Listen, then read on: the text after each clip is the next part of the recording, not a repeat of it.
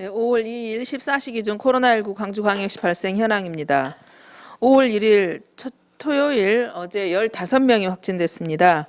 오늘은 이 시간 현재까지 1명 추가됐습니다. 그래서 총 누적 확진자는 2,429명입니다. 검사 현황입니다. 이제 검사 건 수는 지난 금요일부터 이제 100만 건이 넘어서요. 어제는 2,934건 진행했습니다. 109만 6,023건입니다. 다음은 2,429명 양성, 현재 275명은 검사 중에 있습니다. 중등도별 현황은 변함없이 중등증 4명, 위중증 2명입니다. 해외 입국자 현황입니다. 4월 30일 23명 입국해서 확진자 없었고요. 어제 5월 1일에는 23명 입국해서 확진자 없습니다. 병상도 총 가용 병상 306병상 중 98명 입원해 있습니다. 잔여 병상 208병상입니다. 토요일 오늘 발생한 세부 확진자 세부 현황은요. 담양 지인 모임 관련해서 1명 추가됐고요. 그다음에 전남 1049번과 관련해서 10명이 확진됐습니다. 기존 확진에서 감염원 찾고 있는 2410번 관련해서 1명 늘었고, 그다음에 유증상으로 선별검사소를 찾은 사람이 3명 있었습니다. 오늘 확진된 확진자도 전남 1049번과 관련된 확진자입니다. 전남 1049번 관련에 따라서 조치사항들이 좀 많이 있습니다. 전남 1049번 동선이 좀 위험시설 동선이 좀 많이 있었습니다. 교회와 독서실 그리고 N차 감염으로 통한 사우나 접촉이 있었습니다. 세부적으로 설명드리도록 하겠습니다. 지금 총 누적 확진자는 11명입니다. 그래서 먼저 광산구 소재 독서실이 동선 중에 있었는데요. 독서실에서 이용을 하면서 독서실에서 접촉했던 2명, 2,411번과 2,420번이 금요일에 양성 판정을 받았습니다. 이에 따라서 저희들이 독서실에 대한 위험도를 평가를 했고, 그다음에 거기 다녔던 사람 모두 검사를 하도록 했습니다. 총 27명이 검사를 해서 양성 2명이 나왔고 음성은 25명입니다. 전남 1049번을 제외한 숫자입니다. 저희들이 25건에 대해 책상, 의자, 손잡이 등에 대한 환경검체를 실시한 경우가 한 군데에서 양성이 나왔고 24군데는 음성이 나왔습니다. 이에 따라서 양성이 나온 그런 부분에 대한 방역소독을 추가로 조치를 했고요. 거기에 대해서는 독서실은 현재 휴무 상태입니다. 독서실 접촉자들이 이제 학생인 관계로 2군데 학교에 대한 전수조사가 진행됐었습니다. 그래서 지금 북구 소재에 있는 고등학교에 대해서는 712명에 대한 검사가 진행됐습니다. 그래서 그중에 독서실에서 확진된 1명을 제외하고는 710명 음성이고요. 1명은 검사를 추가로 할 예정입니다. 그래서 접촉자로서 320명에 대한 자가격리를 조치를 했습니다. 그리고 학교에 대해서도 일시 폐쇄하고 방역 소독을 완료한 상태입니다. 추가로 접촉자 파악도 진행하고 있습니다. 또한 이 학교는 자가격리 및 자율격리로 인해서 전교생은 5월 3일부터 13일까지 원격 수업으로 전환하였습니다. 마찬가지로 광산구 소재 학교 역시 접촉자 확진자가 있었기 때문에 검사를 진행을 했는데요. 이 부분에 있어서는 1명만 제외하고는 여기도 마찬가지로 전수검사를 500여 명을 여기는 오늘 전수검사를 실시할 예정이고요. 현재까지는 추가 확진은 아직 확인되지 않습니다. 그래서 학교는 현재 일시 폐쇄한 상태로 방역소독은 완료한 상태고요. 오늘 중으로 전수검사를 완료해서 결과 추후 보도록 하겠습니다. 또 전남 1049번의 동선 중에 광산구 소재 교회가 있었습니다. 이 교회는 80명 규모의 교회였는데요. 전남 1049번이 예배에 참석했었을 때 함께 참석했던 신도는 18명으로 확인됐습니다. 그래서 18명에 대해서 검사를 진행했는데요. 그중에서 1049번을 제외한 2명이 확진이 됐습니다. 그리고 17명은 음성이었는데 그중에 수요예배에서 참석한 사람이 확진이 돼서 800명에 대한 전수검사로 확대 진행할 예정입니다. 이 교회에 대해서는 방역소독 및 집합금지 명령이 5월 8일까지 내려진 상태입니다. 또 여기 이제 전남 1049번과의 접촉자 중에 확진된 2142번의 동선에 광산구 소재 사우나 동선이 있었습니다. 그것과 관련해서 저희들이 재난 문자를 보냈고 검사를 요청을 드린 바 57명이 검사를 진행했습니다. 그중에서 양 4명이 확진됐고요. 53명은 음성입니다. 추후 저희들이 이제 CCTV와 GPS를 좀 더 면밀하게 검토해 볼 예정입니다.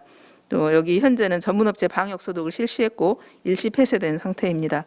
추가 환자 발생 시 접촉자 재분류하도록 하겠습니다.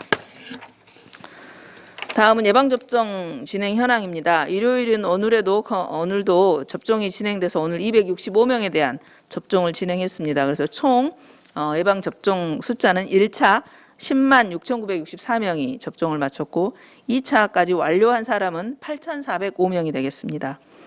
이상 반응에 대해서는 화이자 접종을 받으신 분 1명이 이상 반응 신고를 해와서 총 누적 275명이 이상 반응 신고를 했습니다. 특히 이제 화이자 예방접종 센터 관련해서 접종 현황에 대한 좀 질의가 있었습니다. 저희들 지금 1차 화이자 예방접종에 대해서는 가장 먼저 저희들이 코로나19 치료병원의 의료진에 대한 접종을 했었습니다. 의료진에 대한 접종 총 대상자는 1,140명이었었는데 그중에 2차까지 완료한 사람은 4명을 제외하고 1,136명이 전원 접종을 완료했습니다. 그래서 코로나19 치료병원 의료진에 대해서는 접종이 마무리되었다고 볼 수 있겠습니다. 그 이외에 지금 화이자 접종을 맞으시는 분은 75세 이상 어르신과 노인 시설에 계시는 분들입니다. 그래서 총 대상자는 87,026명입니다. 그중에서 1차 접종 완료한 사람은 37,407명입니다. 그래서 지금 화이자 백신은 매 주마다 주 단위로 그 인구 비례라든지 접종의 속도에 따라서 백신이 배분이 되고 있습니다. 그래서 지금은 이미 어르신들과 노인시설에 75세 이상 어르신과 노인시설에 계신 분들이 1차 접종에서 이제 3주 후가 지나서 2차 접종 하시는 분과 동시에 접종이 진행이 됩니다. 그래서 저희들이 1차 분의 접종에 대해서는 약이 이제 동시에 두 가지 두 배의 어떤 접종이 필요하기 때문에 일단 1차 접종 대상자에 대해서 잠시 신규 예약을 좀 중지한 상태입니다. 그 기간이 길지는 않을 겁니다. 다만 저희들이 5월 하순부터는 1차 접종에 대한 그 미리 사전에 동의를 받으신 분에 대해서는 재개를 할 겁니다. 그래서 현재 우리가 4월 말일까지 그 5월 초에 예방접종을 하겠다라고 동의하고 등록을 마친 사람이 5,950명이 더 있습니다. 그래서 1차는 현재 37,000명이 마쳤지만 5,950명이 5월 초까지 좀 접종이 진행된다면 한 42,000명 정도 더 접종을 할 것 같습니다. 그래서 지금 이 어르신들에 대해서도 어르신 중에서도 2차 접종을 완료하신 분은 우리 시에서는 7,269명입니다. 그래서 향후에 이제 2차 접종까지 함께 이루어진다면 37,407명에 대해서 점점 2차까지 완료하신 분의 숫자가 늘어나겠죠. 그리고 5월 셋째 주가 되면 다시 1차 접종 숫자가 더 확장될 숫자가 더 늘어날 예정입니다. 따라서 어르신들께서 이미 화이자 접종에 대해서 각 동사무소를 통해서 동의를 하겠다고 이미 말씀을 하셨는데 아직 1차 접종을 맞지 못하신 어르신들이 많이 걱정을 하고 계신 것 같습니다. 저희들이 이제 약품 수급 속도하고 좀 조절을 하기 위해서 5월 셋째 주 이후부터는 또 1차 접종이 시작됩니다. 그러니 어르신들께서 너무 걱정하지 마시고 그 기간 접종하기 전까지 방역수칙 준수에 대해서 다시 한번 준수 잘 해주시기를 당부드리겠습니다. 또 추가 질문 사항이 있었습니다. 3월 개학 이후 확진자가 발생한 학교는 어느 정도나 됐고 또 학생이 얼마나 확진됐으며 그로 인해서 몇 명 정도가 검사를 진행했는지를 질문 주셨습니다. 저희들이 3월 개학한 이후로 발생한 어린이집, 유치원, 초등학교, 고등학교는 총 9개소에서 발생을 했습니다.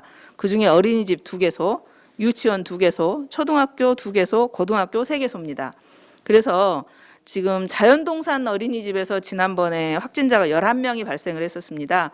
거기는 이제 증상이 발현하고 좀 며칠이 지나고 놓치면서 한꺼번에 많은 숫자가 확진된 사례가 됐었는데요.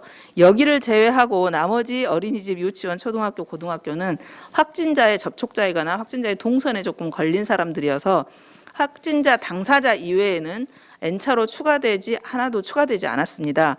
그만큼 어린이집, 또 유치원, 초등학교, 학교에서의 방역 수칙이 잘 지켜지고 있다고 봐야 될 것 같습니다.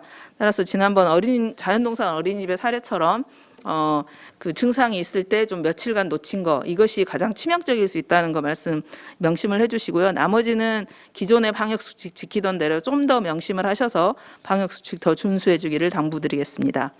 두 번째 질문 사항은 최근에 감염 경로 양상에 대해서 질문을 주셨습니다. 저희들이 그 여러 차례 제가 답변을 드린 것처럼 뭐 몇 건이다라고 특정할 수는 없지만 대개 1차 확진자가 나온 이후에 대부분 위험한 시설에서 많이 발생을 했었습니다. 유흥업소라든지 학원이라든지 사우나라든지 이런 데서 확진이 된 사람들이 같이 지인하고 접촉을 하거나 아니면 또 동료 직장인들에게 확진된 사례들이 많았는데 특히 요즘에는 가족들에게 대부분 한꺼번에 많이 확진자로 되는 경우가 많이 있습니다. 그만큼 집안에서는 마스크를 벗게 되는 그런 상황이라서 가족을 통한 감염이 상당수 나왔습니다. 예시로 2220번이 2217번에 관해 자녀라든지 또 손자 2291번은 뭐 손자하고 했다. 또 뭐 자녀들 또는 그 전체 식구 이런 사례들 한 5명이 뭐 전체 식구가 되는 사례들도 발생을 했고요. 그리고 나머지는 이제 그 다음에 N차로서 직장이라든지 또 다른 위험 시설로 또 퍼지는 그런 사례들이 있습니다. 오늘 여기 전남 1049번 같은 경우도 독서실의 동선 또 그분이 교회를 갔고 그 교회를 다니던 분이 또 한 분이 사우나를 가신 분이 있어가지고 이렇게 금방 연결이 됐고 그 사우나에서는 또 사우나를 다녀왔던 분은 가족에게 전파시켰고 교회 중에서도 지인들에게도 전파시키고 또 가족들 지금 거의 전수조사가 들어갔거든요. 그런 것처럼 한 번만 퍼지게 되면 그 가족들에게 전파될 수 있는 확률이 훨씬 높다는 걸 명심해 주셔서 집안에서도 고위험 시설을 다녀왔거나 증상이 있는 사람은 최대한 빨리 해주시고 또 가족 중에 증상이 있을 때는 서로 마스크를 쓰거나 최대한 접촉을 좀 피하고 검사를 마칠 때까지 접촉을 피하는 것도 좋은 방법이라고 생각됩니다. 이상입니다.